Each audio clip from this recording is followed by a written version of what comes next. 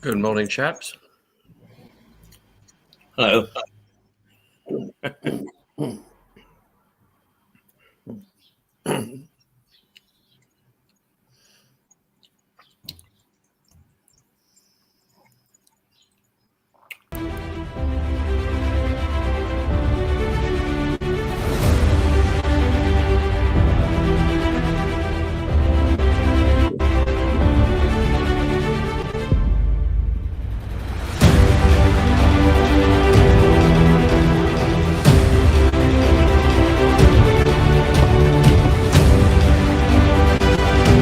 Oh dear, why can't I hear?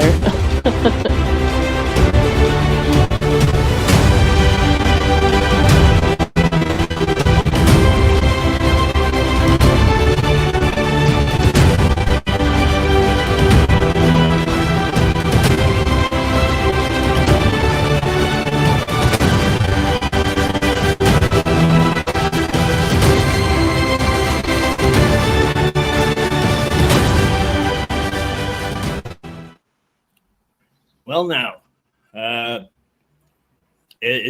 two Bs are here, and they've got a guest this morning. She was here and she's disappeared. And now here she is again. There we are. The gang's all here. Over to you, Richard. Thank you, Keith. You're very kind. Hello, Erin.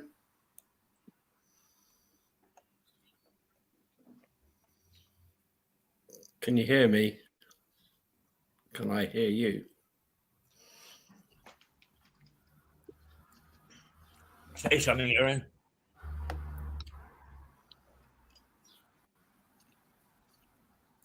She hasn't got her something switched on her computer. Unmute, maybe. Unmute.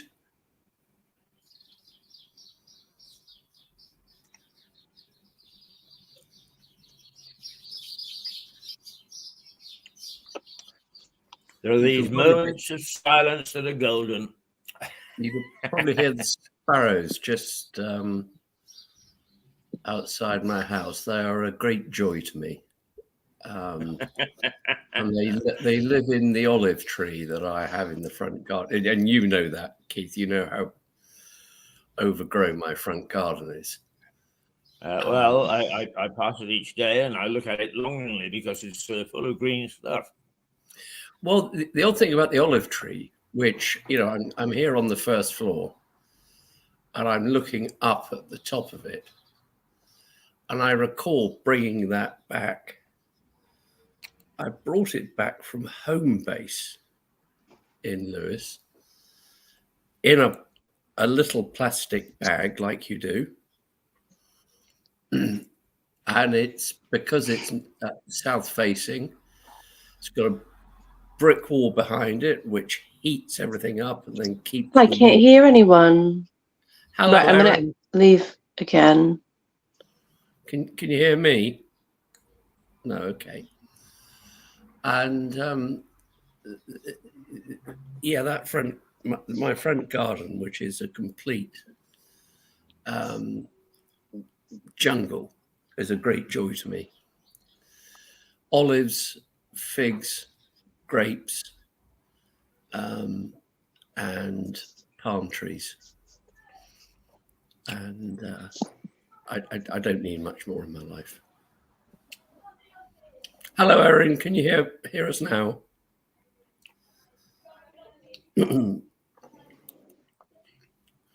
We might have to talk about something else, lads. You never know. It says they'll need to connect their mic cam before you can add them. So her microphone is off and camera is off.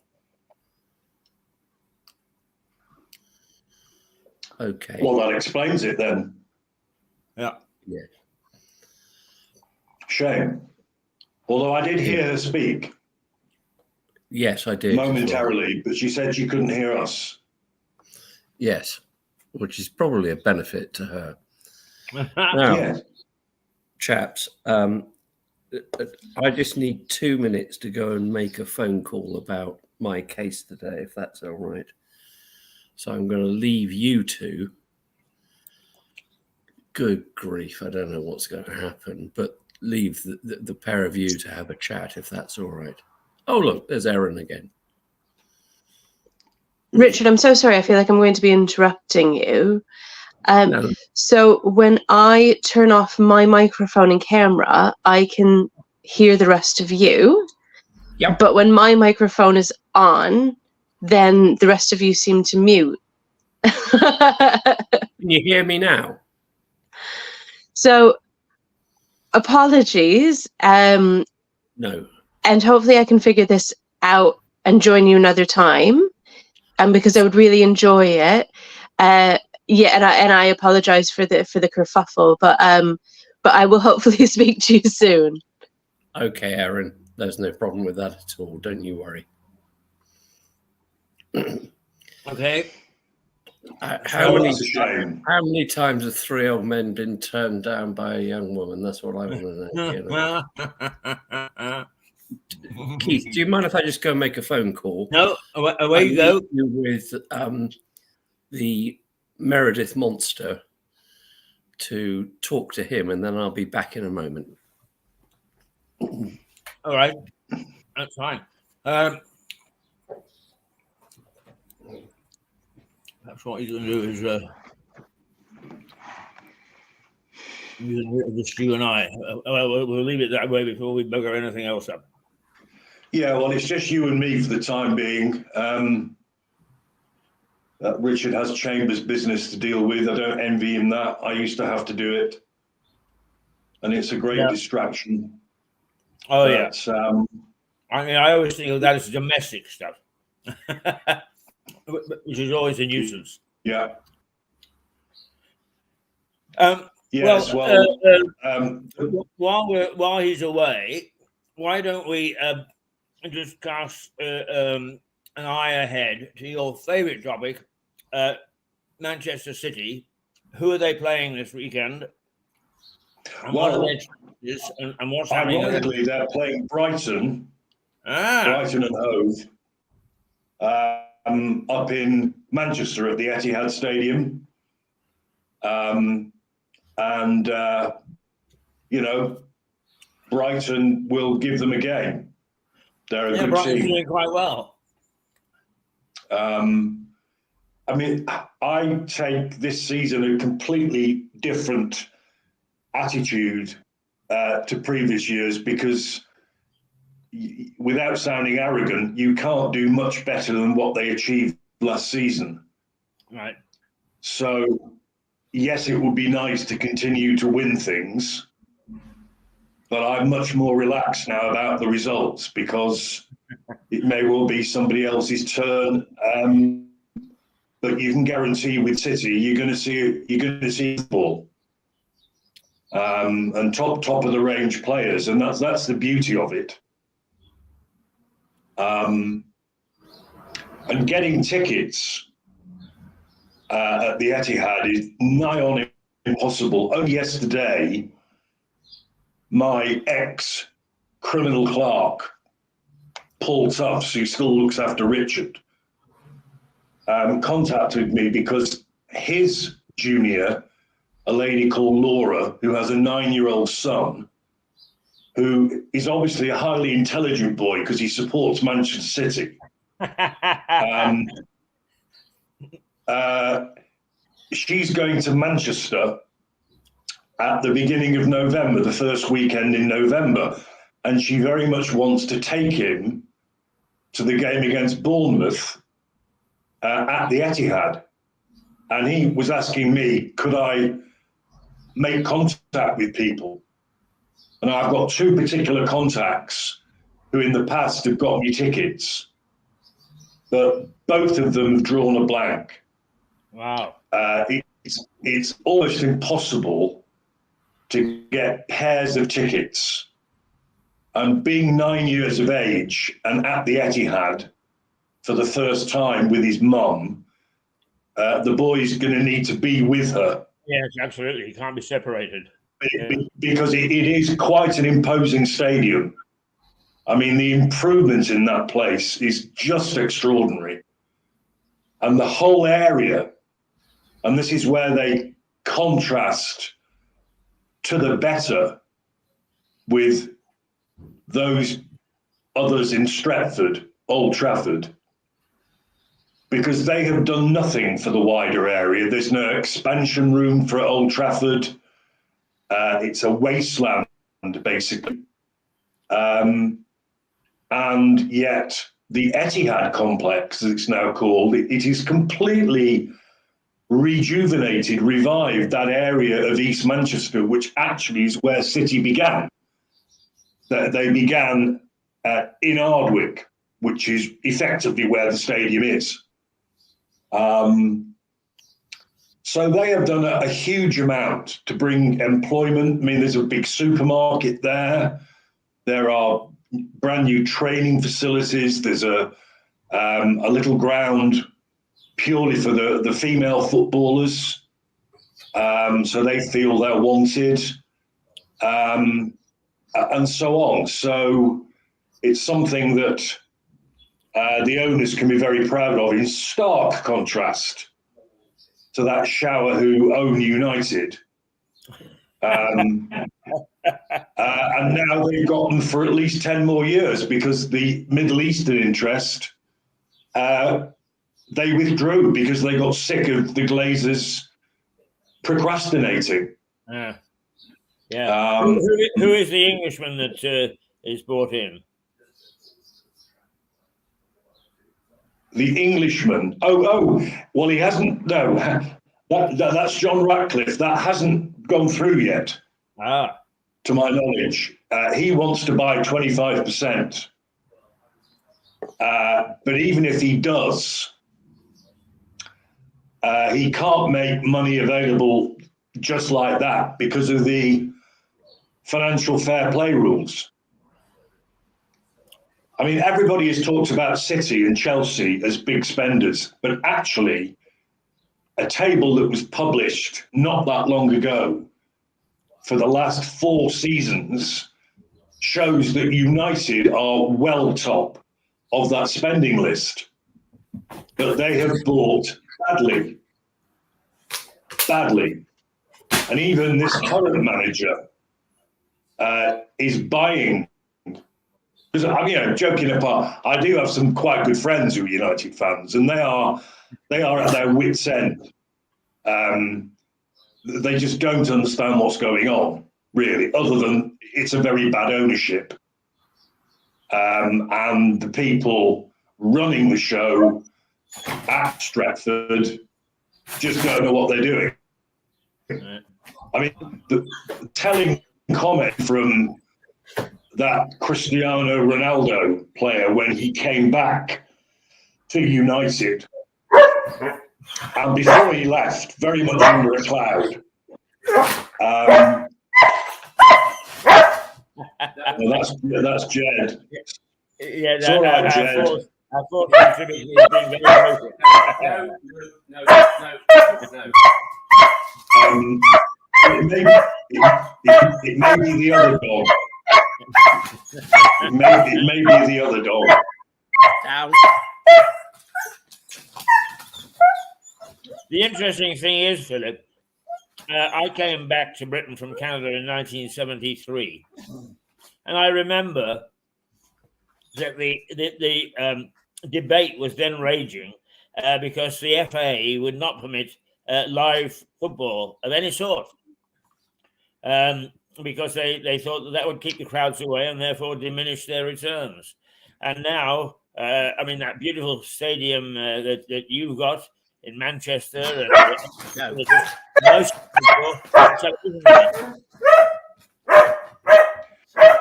Yes, I'm afraid Jed is out barking you, Keith. I don't know if I can mute this. What, mute your dog? Well, I tell you what the problem is. And I may have told you this before in terms of when I first got him. There was a fly in the room here that he's just got. And when I first collected him from the house where he had been living for his first 3-4 months, I did notice that he was doing that about the flies there. I'm sure I've told you this story, haven't I?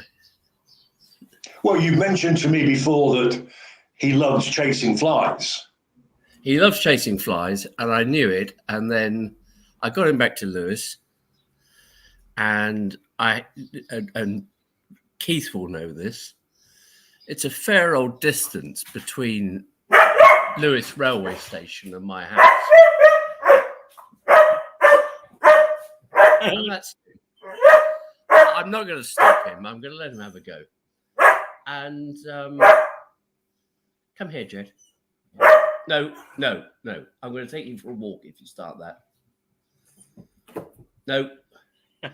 And I couldn't get him out of the house. I had to literally carry him home because he was so scared of everything new. You wouldn't think of it here, would you? Jed, come here. And so, but I'd noticed these flies that he was chasing in his former home. So I bought some bubbles. Oh, yeah, the bubbles, yeah. No, excuse me a moment. Actually, I'm delighted that Richard has brought a political commentator along. Yes. Yeah. Nearly as barking as his owner. Yeah. What I actually said just returning to our we're having subject. a very smooth day today, if I may say, in terms of preparation. And because he does this,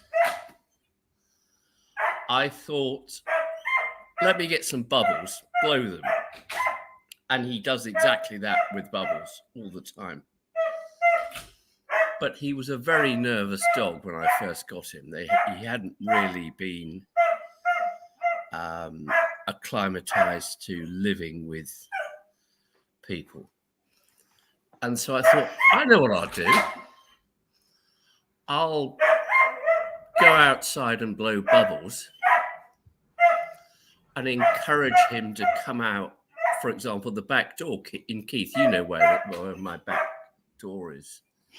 I don't mean that's not a euphemism, if I may say. And my wife had people contacting her and saying, we're a bit worried about Richard because he's standing out on Spittal Road in his suit blowing bubbles because, of course, the dog was still inside the house. And they thought I'd gone mad. Now, I'm not saying they're wrong about me going mad, but that wasn't the reason why I went mad. I'm sorry about this.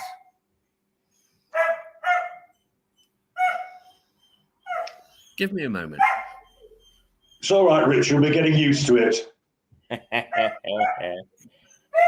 Anyway, Keith, just returning to the subject. Yes. What saved football in terms of being on television was all the hooliganism in the 80s. And I watched a program, Sky. Sky thought, right, well, we need from the stadiums because they're violent, they're trashed, they are not family arenas at all. And because of the hooliganism, British clubs were banned from Europe, so there was no European football after Hassel. And Sky just saw the vacuum and brought, well, top-level football of the day, domestic football, into people's living rooms. Yeah. And it's never looked back. But it was also a change. I have to say, I do remember some live television. Huh? Well, yes. Because I can Yeah, remember. well, there was some live football. I mean, you can still get, old, not match of the day, the big match on ITV. I remember the big match very vividly because that was live football on a terrestrial channel. But that didn't last very long. And nowadays, it's very difficult to watch live football, particularly top level football, without a subscription. Yes. Yeah. Very difficult. Well, of course, it's a proliferation of channels on television. I mean, television has changed dramatically. But what I was saying when Richard returned was, I can remember coming back in 1973 from Canada and immediately throwing up my hands in horror at the FA, who would not permit live televised football because they thought it would keep the crowds away. And of course, the opposite had been proved true in the United States with American football. Interesting. I mean, to suggest that crowds are less because of Sky or whatever is wrong. The Etihad is packed every game. Yeah. Old Trafford, frankly, is packed every game. Yes. And crowds in the lower leagues. I mean, my hometown of Stockport, their little club, Stockport County, are now back in the Football League for the first time in years. And the crowds they're getting at Edgeley Park are extraordinary. Because there was a time when Stockport County were actually in what we now call the Championship, in other words, the second division. And they weren't getting crowds then as large as they are now. Yeah. Because it's local football and they're back in the Football League. Yeah. Well, there are many things that are said about television that are true that on the downside, but whatever else is, because I was cut my teeth in this industry in the States, where they analyze absolutely everything, is we know very well that showing live football, or American football in their case, but live football in our case, is once you start to create an appetite, it's like any appetite, it starts to grow. And it grows and grows and grows. And to stop the feed in the first place was madness. Well, my recollection, and ironically, my wife worked at the time for Channel 4 television, and they were absolute pioneers, two ways. Firstly, they brought continental football, league football. I used to love watching the Italian football on a Sunday afternoon, live. It was superb, and it was a different sort of football as well, wasn't it? Oh, yeah. So live Serie A, and then, though I hate the game, I'm sorry, American football. They brought American football in. Yes. And I remember colleagues at the bar and a particular solicitor at that time, and he was hooked, absolutely hooked. And again, that was Channel 4.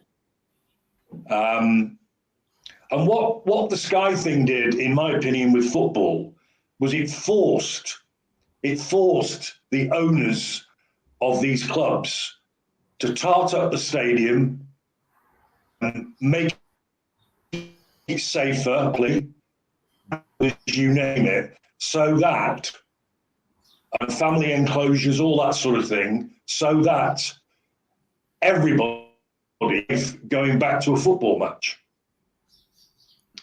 I mean, I remember some dreadful times at Main Road. I remember one time going to a match against Birmingham City, and I left the Kipats to go to the toilet, and I saw two paramedics tending to a bloke who'd been stabbed on the ground. because he was wearing a Birmingham City shirt. Now, whether he lived or not, I don't know, but it was horrible, horrible. So they were bad old days. Yeah. Yes. I think it's ironic that Richard blows bubbles for Jed because, of course, Richard is a West Ham fan. And West Ham fans are always blowing bubbles. And it's the song they come out to every match at home. And they and then you've got machines that blow the bubbles out. They have the enormous God knows what would happen if you ever took Jed to a game. What on earth would happen? He would bite the referee, I would imagine. Yeah. Which is fine. I've put him outside now, I'm afraid, because he, you both know him as a relatively placid dog, but when he goes, as you may have heard, he really goes. Yes, well, obviously, that's my first experience of him going, and I found it very surprising. Yeah. That's not the Jed I know, but hey, no, don't. He has another side to him. Yeah, well, as I've told you before, Philip, don't be the person who has a row with me when Jed's around. I promise you. He's and what collies have, which you may be aware of, is that apart from being relatively obedient, but also they have this, they've been trained to nip the back of sheep when they're trying to control them. And when he gets in that state, as he was, his jaw is actually going because he wants to nip something. You do that out of the way, aren't you? Yeah. And I've got dare I say, I've got a lot of casual shirts that I wear untucked, where the tail end of them has holes in it because he's simply bitten the shirt because he's got agitated for some reason or another, but usually because somebody, I'm having an argument, not in the home, but outside, a raised voice, and he will become very protective. I'm being serious now. I'm surprised you rarely raise your voice. Rarely. I don't think I've ever heard you raise your voice. No, I tend not to, but for example, and this is a good Lewis example. I may have said this before. There's I've not been up there for a while, but there's a chap up on the Downs, but beyond the prison,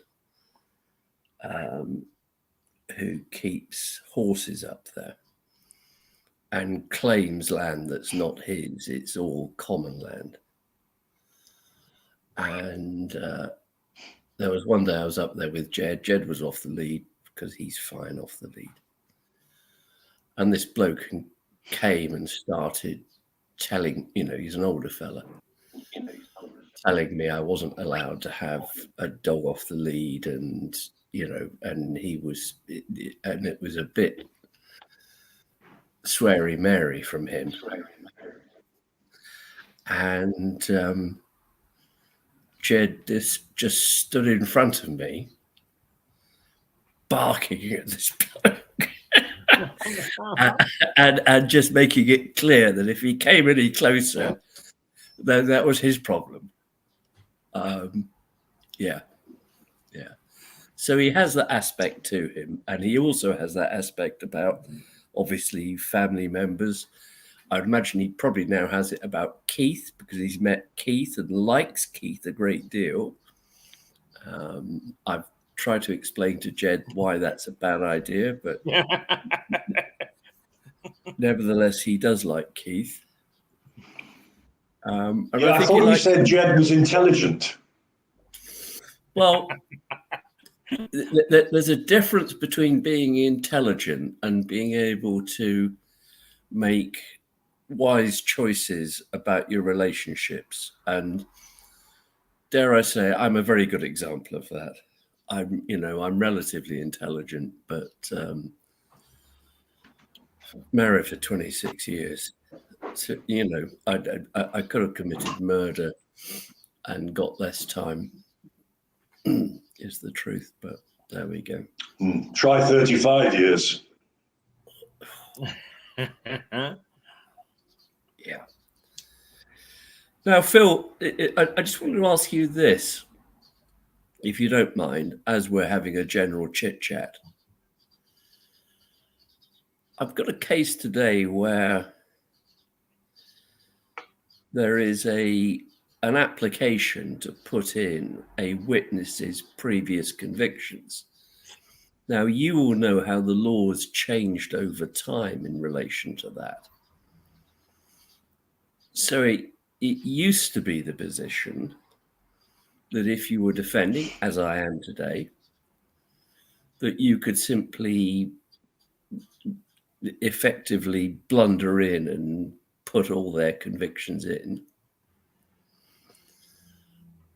And then the law changed, and you have to make an application to put in what is called a non-defendant bad character. Now, do you think that's an improvement in the law, or do you think it's not an improvement? I personally think it's an improvement, because if you succeed in the application, it's all above board, and you have a green light on what the judge considers to be relevant to an issue in the case. Yes. Involving that particular witness. Because the other way the law changed was to do with defendants. Well, exactly, a parallel position, but where you couldn't put in generally a defendant's bad character unless it in some way, in other words, previous convictions, unless it was strikingly similar, was the test, as I recall. Well, strikingly similar was one test. The other test was if you have been really horrible to a witness during the trial, prosecution witness, and have gone far too far, you lose, well, in old-fashioned way, you lose your shield. You were shielded as a defendant from having your form going in, unless there were exceptional circumstances, like strikingly similar with sex cases particularly. Yes. But of course that all changed. Yes. That all changed, and Criminal Justice Act 2003. And now there's almost a presumption that if previous convictions are relevant and probative and show a course of conduct or a propensity to commit that particular kind of offence or to be dishonest, it's a job for the defence to resist the application to put it in. Yeah. And I remember learning, it was Judge Scott Gore, now retired, and I made an old-fashioned submission.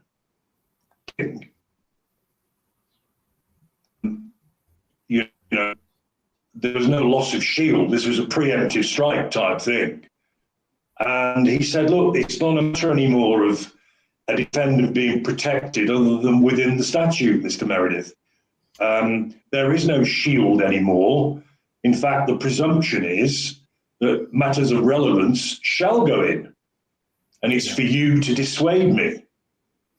And he was right. That was how much it had changed. Yes.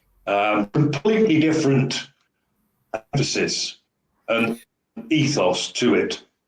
So, in fact, the legislation overall had the effect that it was much more likely that a defendant's previous convictions could go in.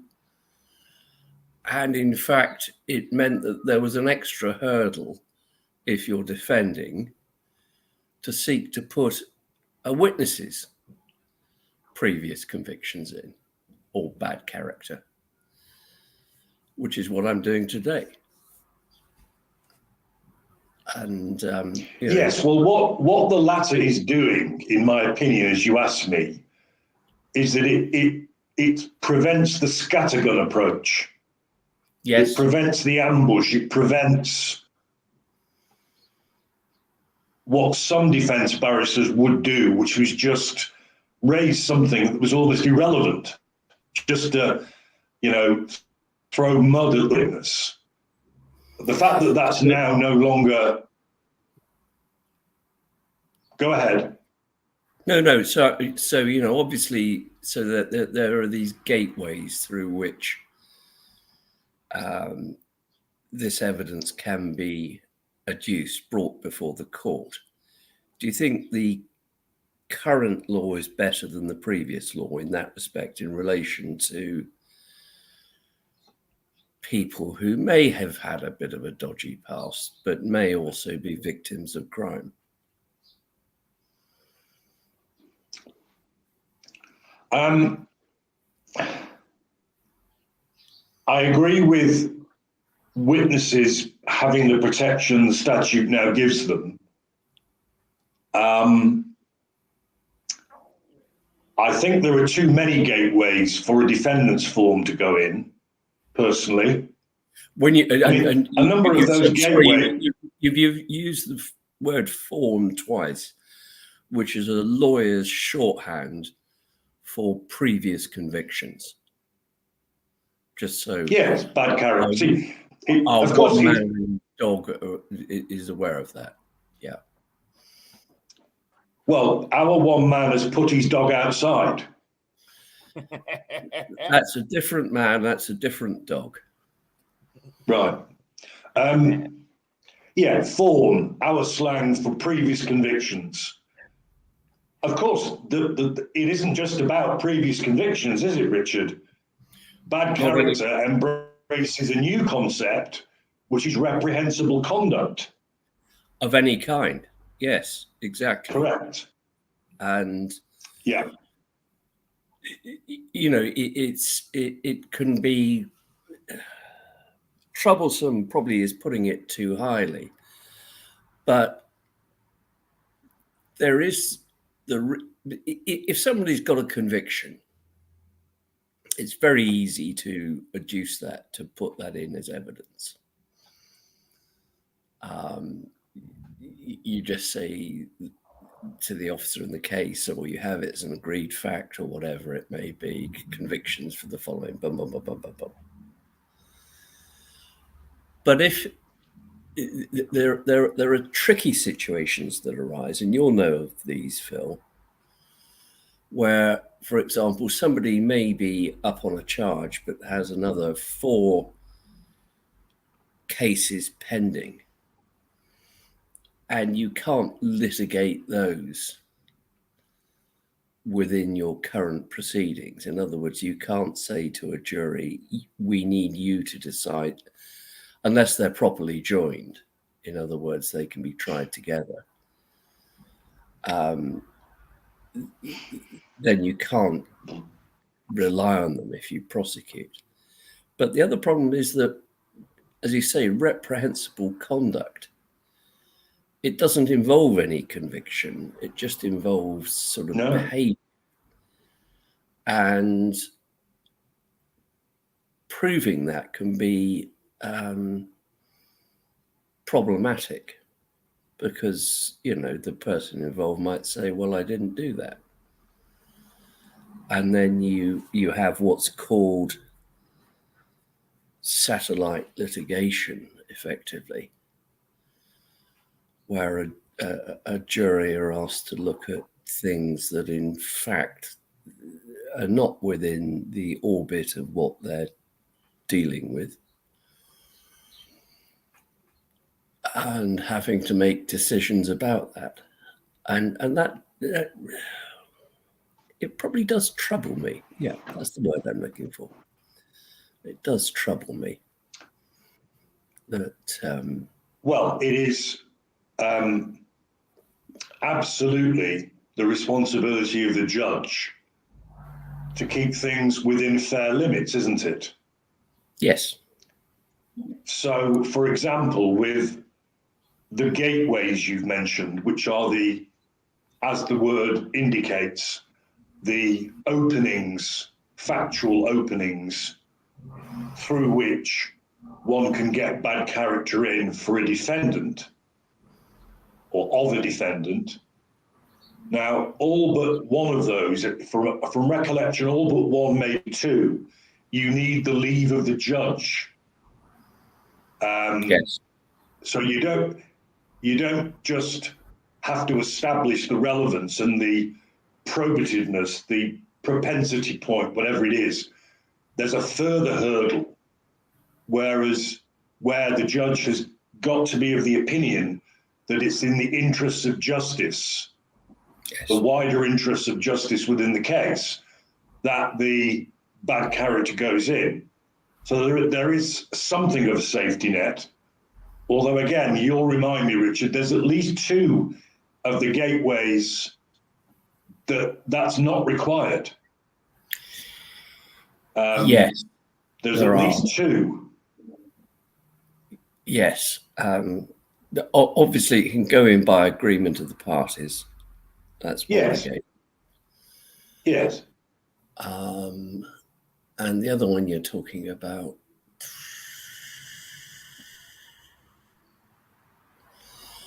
false impression. Yes, you're absolutely right. So means, tell us, Phil. If I, as a defendant, go in the witness box, or my barrister on my behalf puts to a witness, so either from my own mouth or on my behalf from my advocate, it is suggested that I am what I'm not.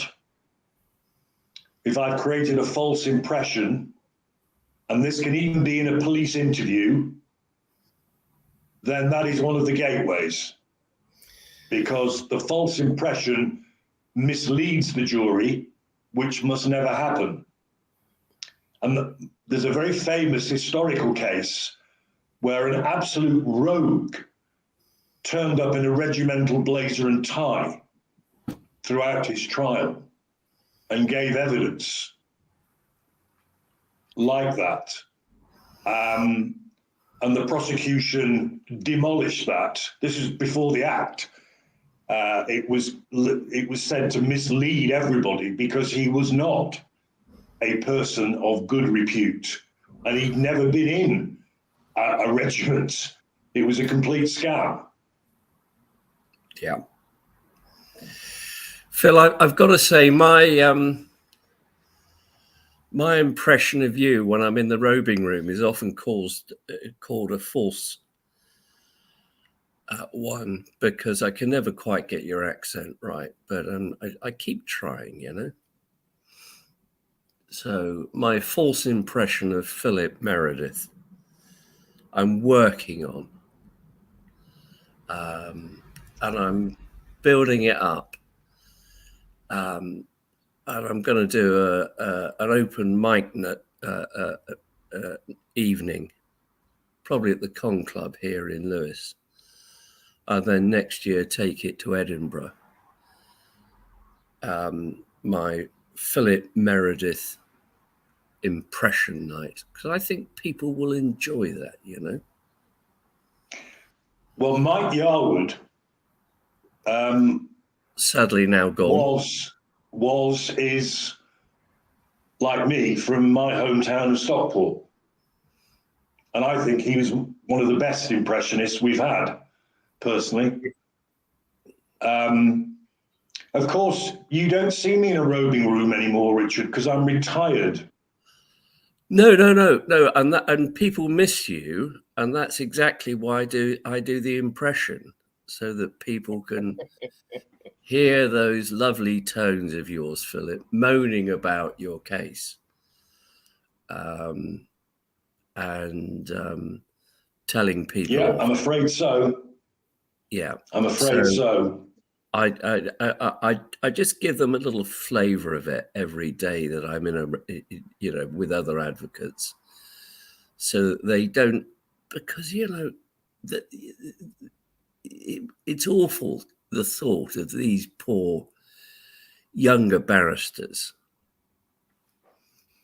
who are just cutting their teeth at the bar, never having had the full Meredith experience of hearing you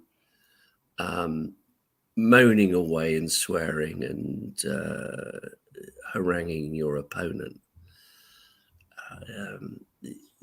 I think it's an important part of their learning that they... And you are recreating that scenario for their benefit. I call it my Jabba the Hutt moment. Yeah. Where I lie down and typically have a junior member of the bar wearing that outfit that she wore. And then I try to do your voice, Phil. And I think it's much appreciated. Dare I say, it's much appreciated. I doubt that very, very much, Mr. Barden. I really do. And generally, your impressions are very good. I'm not bad at voices, certainly.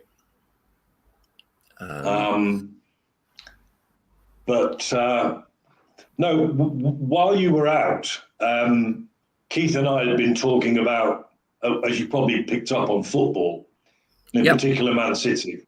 And it was his kind suggestion that we talked about Man City. Well, what you may not know is once and still your criminal junior clerk, Paul, contacted me yesterday because your female junior clerk, Laura,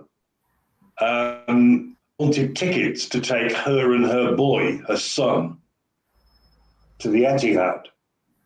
And it's just impossible getting tickets. Yeah. The two sources I've got, they just can't get me a pair of tickets. They could get me a pair of tickets for the Champions League game in midweek, but sadly, they'll be home by then. That would have been ideal. I mean, a pair of Champions League tickets together, 50, that's not bad, actually. By today's prices, 50 quid a pair, 25 ahead, and it was on the halfway line. No, that's anyway, very good. I'll keep trying. Yes. What's it like at the London Stadium? Have you been there? Sorry, the London Stadium? Yeah. No, I choose not to go there. I'm a diehard Hammer who loved Upton Park. I'd go to Upton Park. I'd watch the match. I'd then go to the Queen's Market, which was just down the way, and buy my various things from there, including goat and yams, so I could come back home and make nice West Indian curry, which, to be fair to them, my girls did quite like. And I'm sure they did. You're a very good chef. But Upton Park was it was a small stadium, but as you know, small stadia. Do you see what I did there? I used the right word. Have that advantage of just everyone being close in with each other, whereas the London Stadium is ludicrously big. Yes, it is. Frankly, so is the Etihad. Yeah.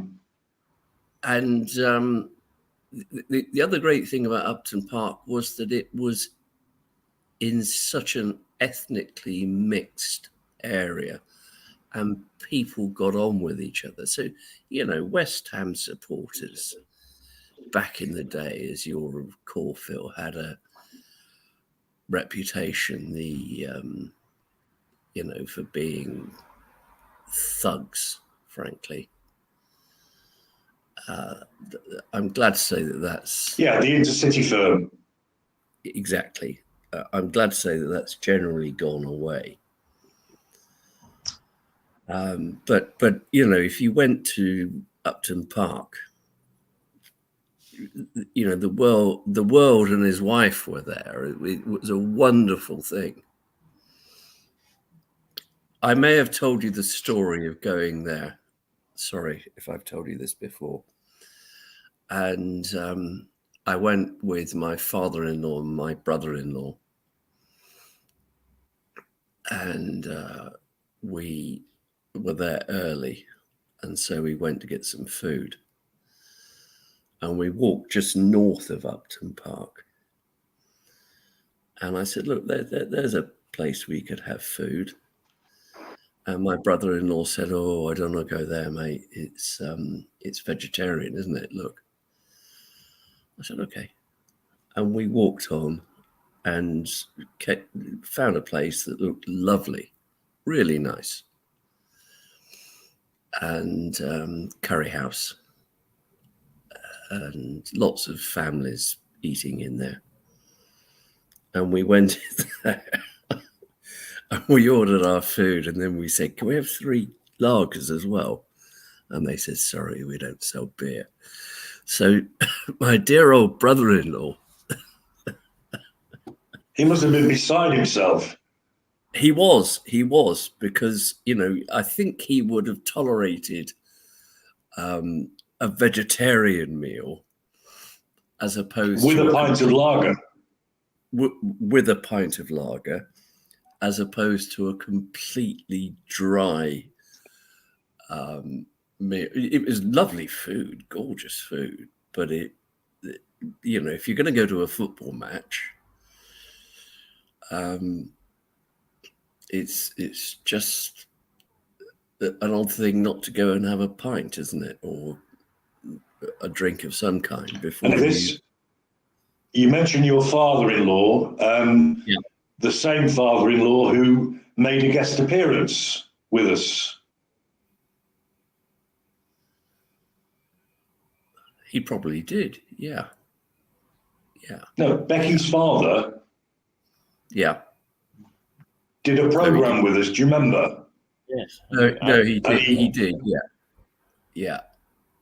And we couldn't shut him up. No, you know, interesting fella with lots of stories about his life. And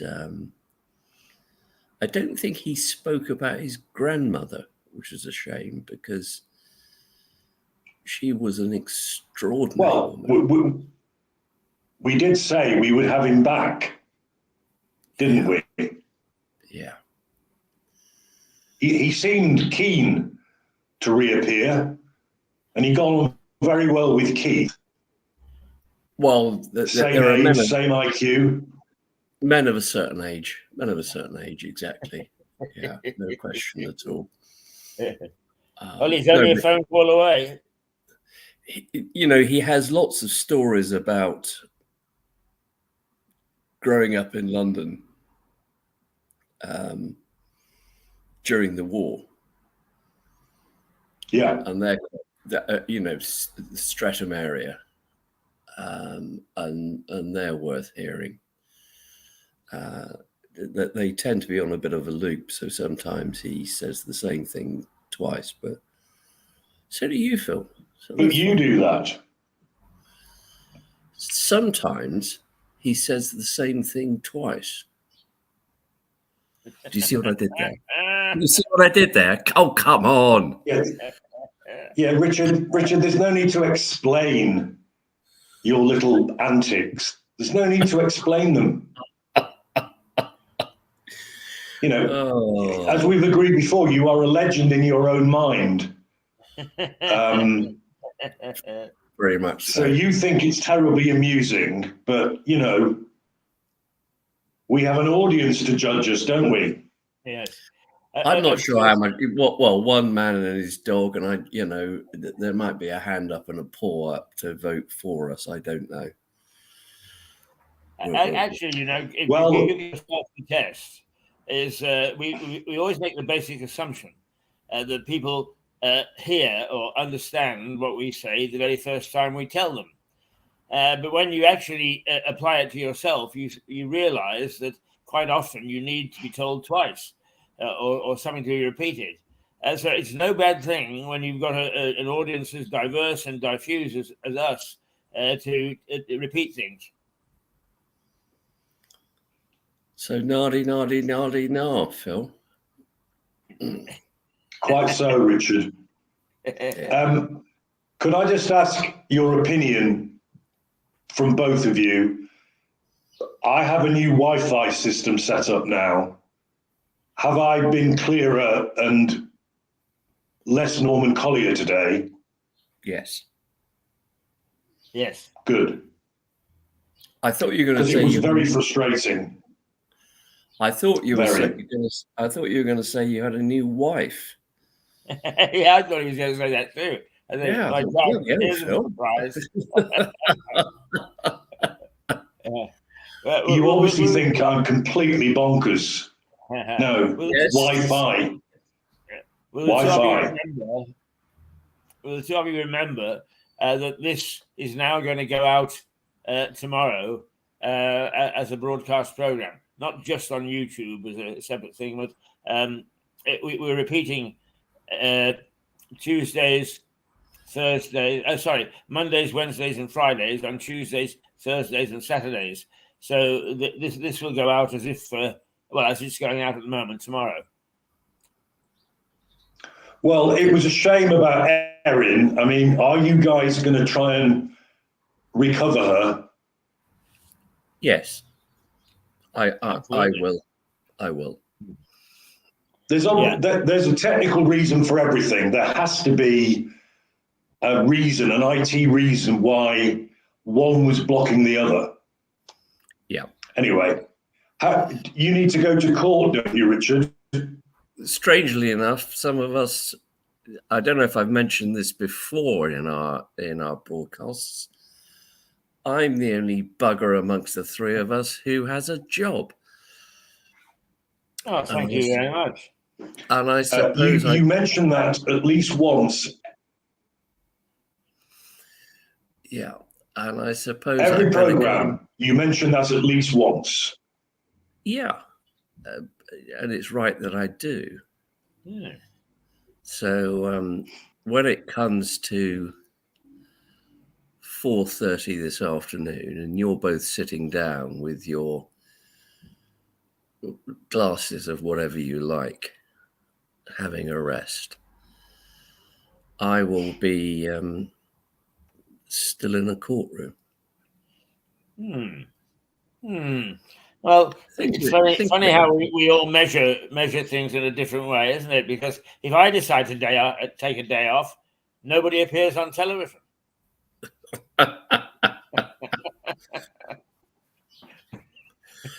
Anyway, chaps, I'm going to say cheerio. If I decide to take a day off, it's meaningless to the whole world. So there we are. So I am the least meaningful of the three of us.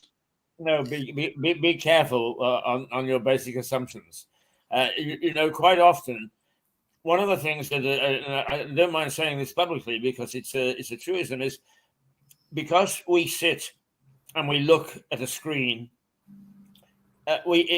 our minds can't quite wrap around the fact that there are tens of, perhaps not tens of thousands yet, but certainly hundreds of people watching, and we're not aware of it.